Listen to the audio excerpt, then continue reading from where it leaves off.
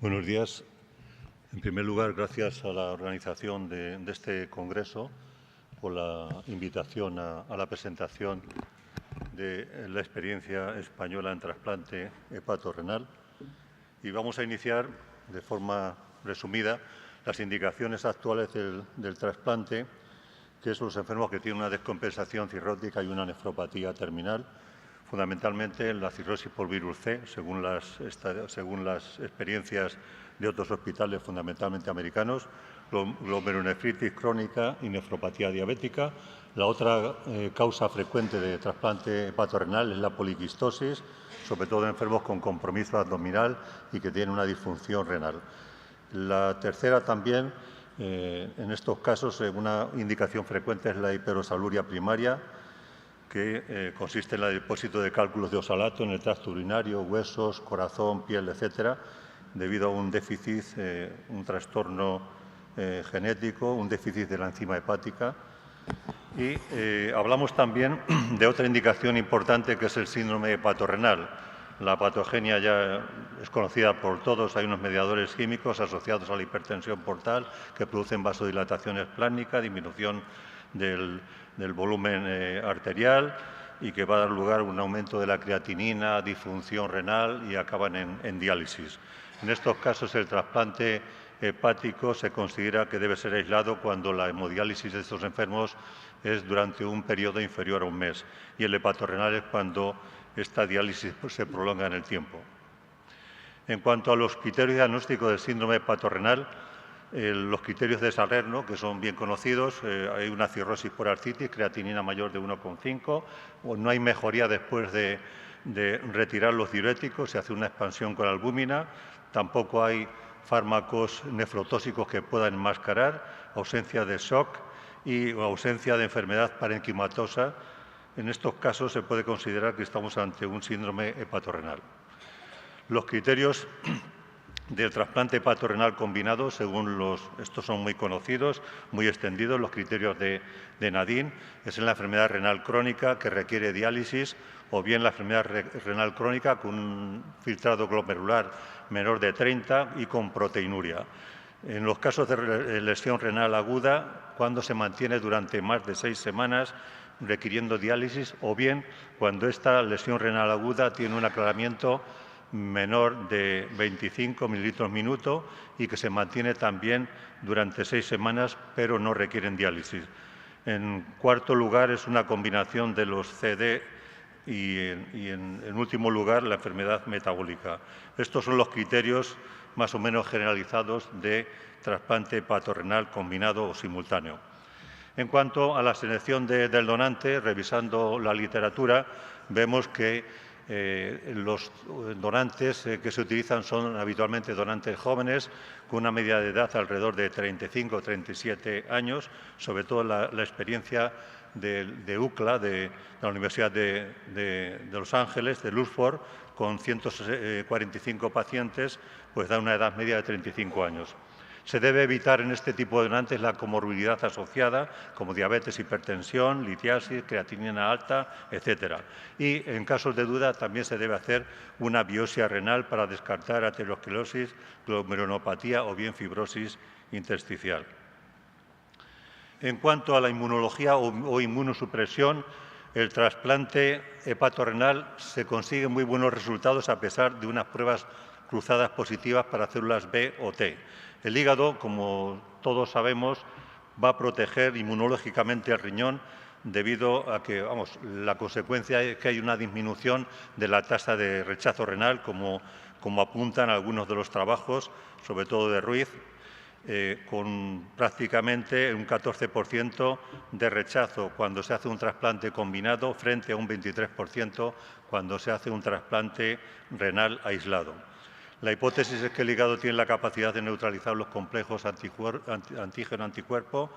No obstante, en los pacientes hipersensibilizados que están ya previamente trasplantados, sí que se ha observado que cuando hay unas pruebas cruzadas positivas o bien una PRA mayor de 10%, la supervivencia del injerto renal y del paciente es menor. En cuanto a la inmunosupresión que se utiliza en este tipo de enfermos, Hay muchos grupos que utilizan una inducción con anticuerpos, otros la utilizan en los casos de alto riesgo, sobre todo de enfermos hipersensibilizados, y en este caso hacen un retraso en la inducción con inhibidores de la calcinurina. Resumiendo las series más importantes en cuanto a la supervivencia después del trasplante, vemos que la serie de la UNOS del 1990 al 2009, estos son los resultados del paciente, acabando a los 5 años 67% de supervivencia del paciente. Si nos vamos a la serie de 98 casos de la Universidad de Los Ángeles, vemos que la supervivencia del paciente es del 70%, en la Baylor es del 62%, la del hígado es del 65% en la Universidad de Los Ángeles, frente al 59% en la supervivencia del hígado, todo esto a 5 años, mientras que la supervivencia del riñón a 5 años es del 70% en la Universidad de Los Ángeles, frente al 56% en la Universidad de la Baylor. Como vemos, los resultados no son demasiado buenos en estas series. Si analizamos el MEL de los enfermos trasplantados en la UCLA, vemos que es una media de 35. Se han hecho análisis en cuanto a la futilidad o inutilidad de realizar este trasplante combinado o simultáneo, de forma que se establece que cuando el MEL es mayor de 40, la mortalidad es mayor a un mes si se compara cuando el MEL es de 30. Esto es la futilidad del trasplante hepático. Se han analizado en un estudio multivariable los factores predictivos de futilidad y es cuando el receptor tiene mayor de 30 años, cuando tienen un IMC mayor de 30 o tienen ingresos previos en la UBI o bien presentan múltiples comorbilidades. Otro análisis de los factores predictivos de futilidad en el trasplante renal, en estos casos, es cuando hay tres factores que coinciden en estas dos series, en la serie de Rao y de Luxford. La diálisis pretrasplante, aquí afinan y es cuando a partir de 49 días, en este caso, la utilidad de este trasplante se puede poner en entredicho. El tiempo de isquemia mayor de 14,7 horas y el índice de riesgo de donante renal. Como vemos, podemos observar que coincide también en el trabajo de Luxford. En el 2016 se hizo una reunión de consenso en cuanto a las indicaciones de trasplante hepatorrenal. Esto fue una reunión previa, ya que en este momento no se ha revisado, no está publicado, pero podemos anticipar lo que se dijo en esa reunión y, fundamentalmente, los candidatos a trasplante renal con cirrosis pero sin criterios de trasplante hepático, se estableció que el trasplante hepatorrenal se debería realizar cuando había una presión portal enclavada mayor de 10 o presentaban varices esofágicas. En este caso, se aconsejaba hacer el trasplante combinado. En cuanto a los candidatos con enfermedad renal crónica, no difiere mucho de lo que hemos comentado en cuanto a los criterios de Nadine, pero sí que se puede observar en el grupo que presentan un filtrado glomerular entre 30 y 40, donde se tienen que analizar unos factores de riesgo para afrontar este trasplante: proteinuria, nefropatía diabética y biopsia renal en los casos dudosos, donde se analiza el porcentaje de glomerulosclerosis y fibrosis intersticial. En cuanto a la enfermedad renal aguda, aquí no hay grandes diferencias con los criterios de Nadine. Si vamos a la hiperosaluria primaria, sí que establecen una serie, afinan más en este tipo de indicación, y es cuando el filtrado glomerular es menor de 40 mililitros minuto. En estos casos se indica el trasplante. Cuando se trata de niños, este trasplante se hace incluso con un filtrado glomerular mayor de 40. También se debe hacer una priorización en casos de osalosis o bien en el MEL, y hay una contraindicación absoluta de utilizar este tipo de injerto, ya que en el receptor se puede presentar esta enfermedad. La poliquistosis hepatorrenal se afina también en cuanto a estos criterios y que se debe hacer en los casos que tenga indicado el trasplante hepático, y el renal se indica también cuando hay un filtrado glomerular menor de 40 mililitros por minuto. En cuanto a los criterios de utilización de donantes, quizás aquí se ha ampliado un poco más, se ha ido mucho más allá de las experiencias mundiales, ya que, como hemos comentado, la edad de los donantes está entre 35 la media, 35 y 37 años, y aquí se habló de utilización de donantes hasta de 60 o 70 años. Esto yo creo que se podría discutir al final, ya que esto supone un riesgo, sobre todo a largo plazo, para los receptores jóvenes. Pues bien, aquí se habló, ya digo, estos son unos criterios que no están todavía establecidos, no están reflejados en ningún documento, pero se habló de utilizar receptores, utilizar estos donantes mayores en receptores menores de 60 años y valorar la biopsia renal. Lo de utilizar donantes en la sistolia es algo que también se tendría que discutir. Y vamos a pasar a la experiencia española en trasplante hepatorrenal simultáneo.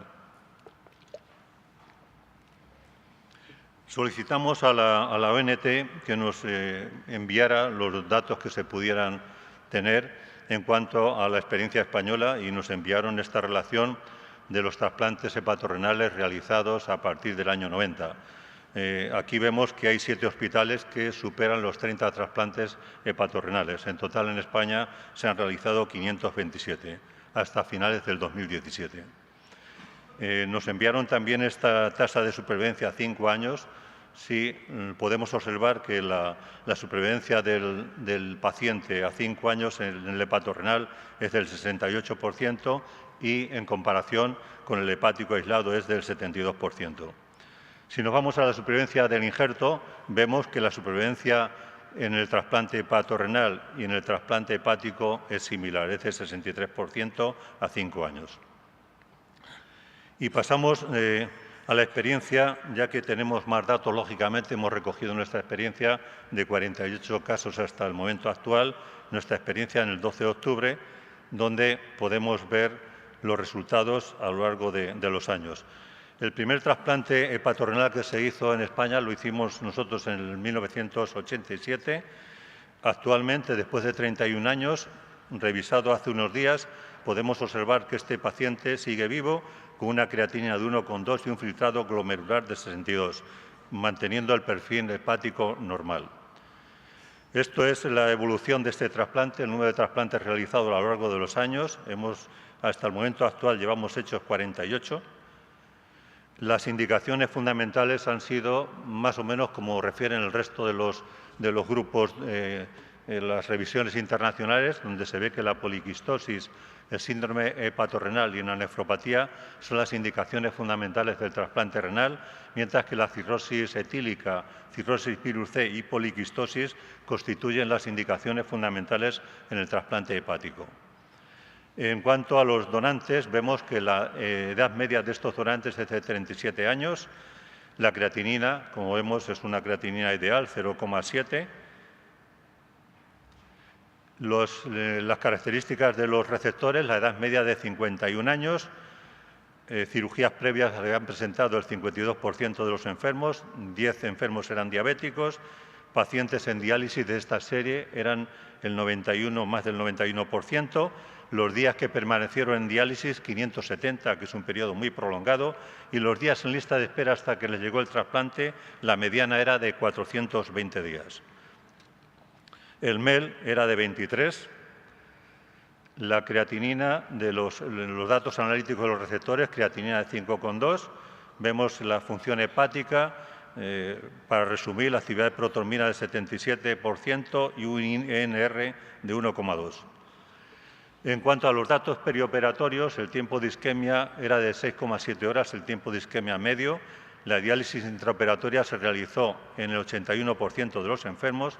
Se realizó también inducción con anticuerpos en el 25% de estos enfermos y la inmunosupresión fue fundamentalmente con tacrolimus asociándose a micofenolato en el 77% de los casos. Las complicaciones quirúrgicas vemos que es el 33% de los casos, reinterviniéndose 14 enfermos, un 29%, fundamentalmente por hemorragia, dehiscencia de la herida, al fin y al cabo son complicaciones menores, realizándose una reintervención por una estenosis biliar y por una estenosis ureteral.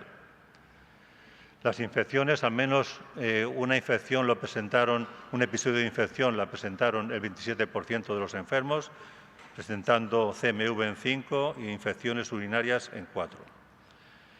El rechazo, aquí se puede comprobar lo que ya hemos comentado anteriormente, el rechazo agudo hepático del 39,5%, que no difiere de la serie de trasplante hepático aislado. Sin embargo, el rechazo renal sí que difiere, es de un 12,5%, comprobado con biopsia. El rechazo crónico de hepático fue de 3 casos y el retrasplante se realizó en 2 casos, uno por un tumor renal. Se había evidenciado en el donante un tumor renal y se tuvo que retirar, hacer una trasplantectomía y poner un nuevo trasplante renal. Y luego también se hizo otro retrasplante por un fallo renal crónico.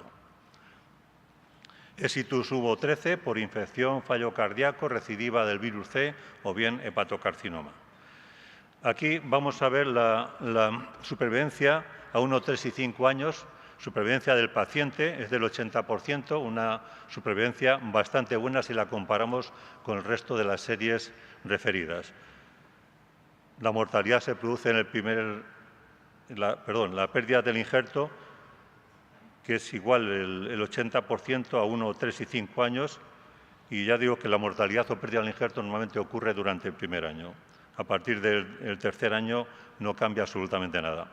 En cuanto a la supervivencia del injerto renal, vemos que al año es del 80%, bajando a 3 y 5 años, que es del 77,7%. Si tenemos en cuenta el periodo en diálisis de estos enfermos y dividimos entre 36 hasta 36 meses y mayor de 36 meses, vemos que hay una diferencia que no llega a ser significativa, pero que es peor cuando el enfermo permanece en diálisis durante un periodo superior a 3 años.